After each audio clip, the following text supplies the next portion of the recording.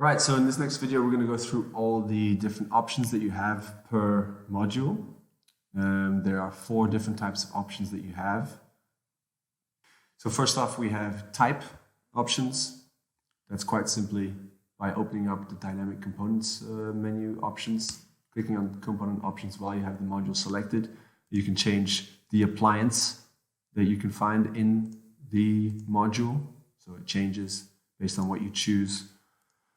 On this drop down, you have the sizing options. So say you want to have this cabinet a little bit wider. Let's just take it to the side so we can illustrate it a little bit better. While it's selected, go to component options. You have changes in size. So if you want it a little bit wider, click on 90 centimeters, make it 90 centimeters wide. If you want a 60 wide, a width of 60 and a depth of 30, that's also possible. So you have this slightly less deep cabinet here. The other options that you have are position and corner options. So let's just bring this back to a 60 centimeter cabinet.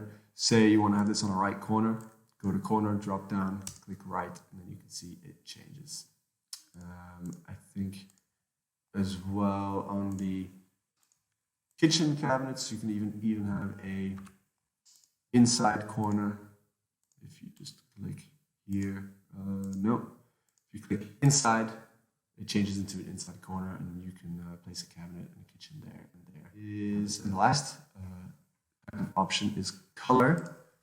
So quite simply, when you have your cabinet selected, you can change the blue, or you can change the color of the cabinet to whatever you want. It's a hex code that you have to put in this little bar here, and I think there we go. So just FFF, that's all white, and now it just changes white. And you can just use any hex code to change the color of the sun to whatever you want it to be.